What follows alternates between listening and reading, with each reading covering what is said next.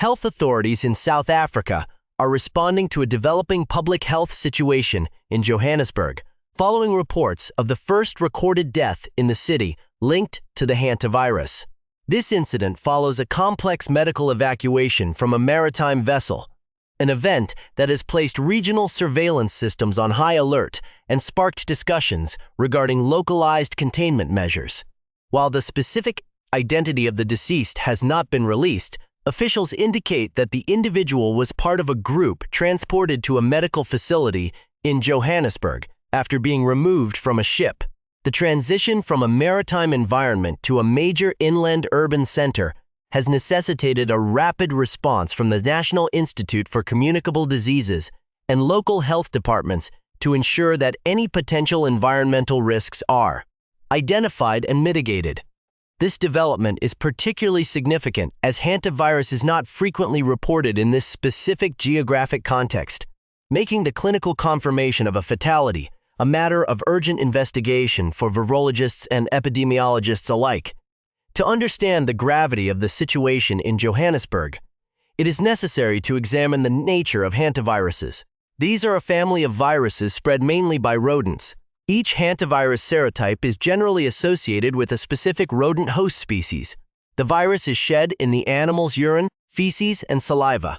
Humans typically become infected through a process known as aerosolization, which occurs when viral particles from dried rodent waste are stirred into the air and subsequently inhaled. In less common instances, infection can occur through a bite or by touching eyes, nose, or mouth after handling contaminated materials.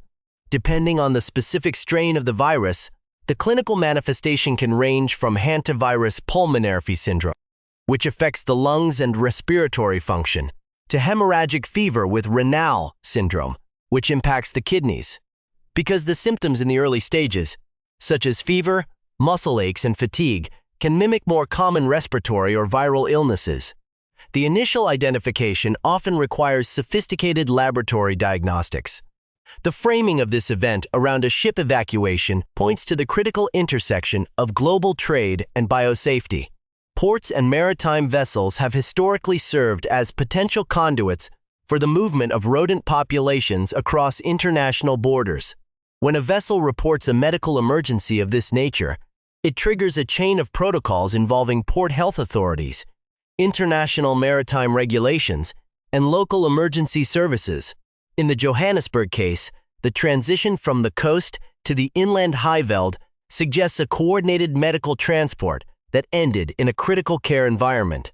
The reports of potential quarantine measures being considered for parts of the city highlight the cautious approach being taken by administrators.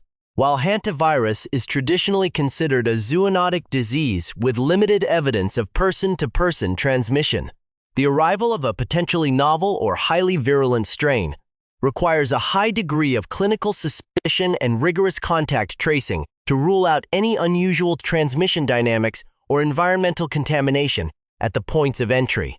The core of the current development in Johannesburg centers on the coordination between maritime agencies, specialized hospitals, and diagnostic laboratories. Following the evacuation of the patient from the vessel, medical teams in Johannesburg were tasked with managing a case that presented significant diagnostic challenges. Standard procedure in such instances involves the use of high-level isolation units to prevent any secondary exposure while the exact pathogen is identified. Lab testing for hantavirus typically involves molecular assays, such as polymerase chain reaction, to detect the viral genome in the patient's blood or tissue samples. Additionally, serological testing is used to identify the presence of specific antibodies, which can confirm whether the body has mounted an immune response to a hantavirus infection. In this specific instance, the confirmation of a fatality suggests that the patient may have progressed to the more severe stages of the disease, where internal fluid shifts or organ failure make clinical management extremely difficult. Official statements regarding the logistics of the evacuation suggest that the ship in question may have been subject to a sanitary inspection to determine the extent of any rodent infestation. Shipping containers and cargo holds provide ideal environments for rodents to nest, and if a specific reservoir population was present on the vessel. Health inspectors must work to ensure that no animals or contaminated materials were offloaded during the docking process. This involves a meticulous review of the ship's logs and the implementation of de-ratting procedures as mandated by international health regulations. In Johannesburg, hospitals are reportedly reviewing their protocols for viral hemorrhagic fevers to ensure that staff are prepared for any additional cases that might emerge from the same source. The discrepancy between public anxiety, fueled by reports of a nearing quarantine, and the verified scientific data is a key focus for health communicators. While the headline of a citywide quarantine suggests a massive scale of intervention, public health experts emphasize that such measures are usually surgical, focusing on the specific locations where the patient was treated or where the rodent vector was suspected to be active. Furthermore, the role of international surveillance networks cannot be overstated. When a hantavirus death occurs in a location where the virus is not endemic, it often triggers an inquiry by the World Health Organization and other global health monitors. These agencies look for patterns in shipping routes to see if similar incidents have been reported in other ports of call. The laboratory angle in Johannesburg is currently focused on sequencing the viral strain to determine its origin. This genetic fingerprinting allows scientists to see if the virus matches known strains from other continents, or if it represents a localized mutation. Understanding the lineage of the virus is essential for determining the incubation period and the likely severity of any other potential infections. As the investigation continues, the focus remains on the specific clinic where the victim was treated, ensuring that all medical waste was handled according to biohazard protocols and that the facility remains safe for other patients and healthcare providers. In the wake of the Johannesburg fatality, public health guidance has shifted toward heightened awareness of rodent-borne risks and the importance of environmental hygiene. Prevention of hantavirus infection primarily involves the elimination of contact with rodents and their excreta. Official guidance for residents, particularly those in areas near logistics hubs or transport corridors, emphasizes sealing holes and gaps in homes and businesses to prevent rodent entry. Public health departments advise using traps and maintaining clean environment to discourage nesting. In situations where rodent droppings are found, the recommended procedure is not to sweep or vacuum, as this can aerosolize viral particles. Instead, the area should be thoroughly wetted with a disinfectant, such as a bleach solution, before being cleaned with paper towels or mops. This practical advice is a cornerstone of surveillance and prevention strategies designed to lower the baseline risk of zoonotic transmission in urban settings. The limits of current knowledge regarding the Johannesburg case remain a significant factor in the ongoing response. Health officials have yet to confirm the specific species of rodent involved or the exact point during the ship's journey where the exposure occurred. There is also an ongoing assessment of whether any other crew members or passengers on the vessel are exhibiting subclinical symptoms. Because the incubation period for hantavirus can range from 1 to 8 weeks, surveillance must be maintained over an extended period to ensure that no secondary wave of illness appears. The uncertainty regarding the near quarantine status mentioned in initial reports suggests that authorities are weighing the economic impact of such measures against the necessity of ensuring public safety. Generally, in the absence of evidence for person-to-person spread, a full city quarantine would be an unprecedented response to hantavirus, suggesting that current measures are more likely focused on localized monitoring and the containment of the specific vessel and its immediate contacts. As the situation stabilizes, the focus will likely turn to long-term surveillance of rodent populations in and around Johannesburg's major transport terminals. This involves trapping and testing local rodents to see if the virus has jumped from the maritime environment into the local ecosystem. Such spillover events are rare, but are a high priority for environmental health officers. For now, the public is encouraged to remain calm and follow the directives of the Department of Health, while seeking medical attention if they develop unexplained fever or respiratory distress following potential rodent exposure. The incident serves as a reminder of the constant need for vigilance in global health security, particularly in a world where trade and travel can move pathogens across the globe in a matter of days. Authorities continue to monitor the situation, promising transparency as more laboratory data becomes available. For continued updates on this and other public health developments, consider subscribing to this channel. The core of this developing story centers on the logistical and clinical response following the removal of the patient from a maritime vessel. While the specific port of entry has not been officially confirmed, the evacuation of a critically ill individual from a ship to a high-level medical facility in Johannesburg involves a complex coordination between port health authorities, emergency medical services, and hospital administration. In such scenarios, international health regulations dictate a strict chain of custody for the patient to prevent any potential environmental contamination. Upon arrival in Johannesburg, the patient was reportedly placed in a specialized isolation ward. These units are designed with negative pressure ventilation and strict access controls, intended to manage pathogens of high concern. The transition from a maritime environment to an inland urban center like Johannesburg suggests that the severity of the patient's condition required the advanced diagnostic and life support capabilities found in the country's leading tertiary hospitals. The laboratory confirmation of Hantavirus is a critical milestone in this investigation and involves highly specialized procedures. Because Hantavirus symptoms often overlap with other viral hemorrhagic fevers or severe respiratory infections, clinicians must rely on molecular and serological testing. In South Africa, the National Institute for Communicable Diseases, or NICD, typically oversees the testing for rare and emerging pathogens. Scientists utilize polymerase chain reaction, or PCR, to detect the presence of viral RNA in blood or tissue samples, which provides a definitive diagnosis during the acute phase of the illness. Additionally, enzyme-linked immunosorbent assays, known as ELISA, are used to detect specific antibodies that the body produces in response to the virus. These tests are essential not only for confirming the cause of death, but also for identifying the specific strain of hantavirus involved. Identifying the strain is vital because different hantaviruses are associated with different geographic regions and specific rodent hosts. For instance, the sole virus is often linked to the brown rat and is known to be distributed globally via international shipping routes. The maritime aspect of this case has prompted an immediate review of shipboard biosafety protocols.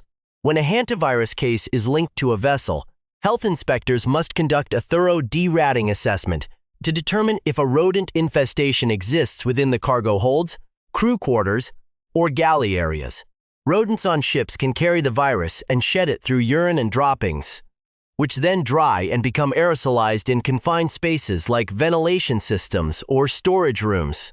Officials are likely scrutinizing the ship's recent ports of call to determine where the exposure might have occurred. This involves a review of the vessel's maritime declaration of health and its sanitation control certificate. If a reservoir population is identified on board, the ship may be required to undergo professional fumigation and cleaning before it is granted free pratic, or permission to continue trade and travel. This process ensures that the virus is not inadvertently introduced to port workers or other maritime personnel during the offloading of cargo.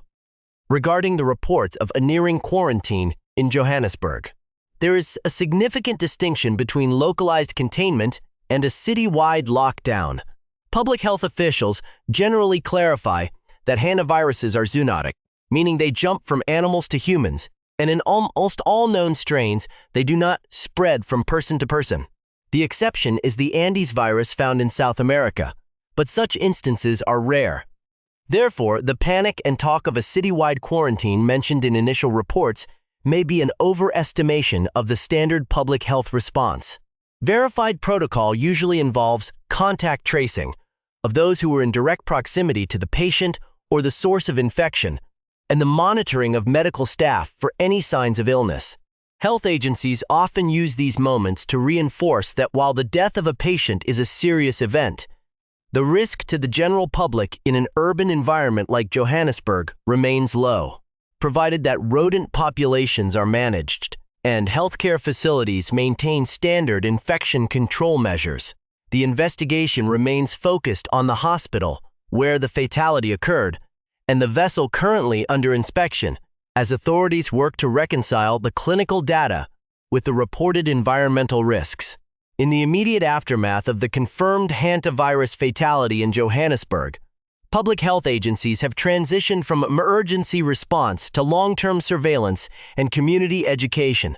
The National Institute for Communicable Diseases, along with regional health departments, is emphasizing that while the maritime origin of this case is specific, the prevention of rodent-borne diseases is a permanent requirement for urban safety. Surveillance efforts are now concentrated on two fronts: the clinical monitoring of any individuals who had direct contact with the deceased and the environmental sampling of rodent populations near major transport and logistics hubs. This process, often referred to as a One Health approach, recognizes that human health is inextricably linked to the health of the surrounding ecosystem. By trapping and testing local rodents, scientists can determine if the virus has been introduced into the local rodent population, a phenomenon known as spillover. Should the virus be found in local urban rats or mice, it would necessitate a significant shift in municipal pest control strategies and waste management protocols. Public health guidance issued in response to this incident focuses heavily on the mechanics of transmission. Because hantavirus is primarily contracted through the inhalation of aerosolized viral particles from rodent waste, the method of cleaning contaminated areas is a critical takeaway for the public. Health officials strictly advise against sweeping or vacuuming areas where rodent droppings or nests are present, as these actions launch dried viral particles into the air. Instead, the standard protocol involves the use of a disinfectant solution, typically a mixture of 1 part bleach to 9 parts water. The affected area should be thoroughly sprayed until wet and allowed to soak for several minutes before being wiped down with paper towels or disposable cloths. During this process, the use of personal protective equipment, including rubber or plastic gloves and high-efficiency masks, is strongly recommended. These practical measures are designed to break the chain of transmission at the source and are considered the most effective defense against zoonotic respiratory viruses. Honesty regarding the limits of current medical knowledge is a central component of the official communication strategy. While laboratory teams in Johannesburg work to sequence the viral genome, several questions remain unanswered. The specific strain of the virus has not yet been publicly identified, which is a key detail for determining the likely severity of any future cases. Furthermore, the exact timeline of the patient's exposure on the vessel remains under investigation. While the reports of a citywide quarantine appear to be an overstatement of the actual measures in place, the caution shown by authorities reflects the uncertainty inherent in managing a virus that is not typically seen in the South African interior. In most documented hantavirus outbreaks globally, the risk of person-to-person transmission is negligible, however, until the strain is fully characterized. Clinicians are maintaining a high level of respiratory precaution as a standard safety margin. The ethical dimension of reporting on such an event requires a balance between public awareness and the prevention of unnecessary alarm. Health officials have urged the public to rely on verified data from the Department of Health rather than the unconfirmed reports of widespread lockdowns. The focus remains on the science of the virus, understanding its reservoir, its transmission path, and the clinical signs of infection, which include high fever, severe muscle aches, and sudden respiratory distress. There is also a call for empathy regarding the deceased and any surviving crew members who may still be under observation. As the investigation continues,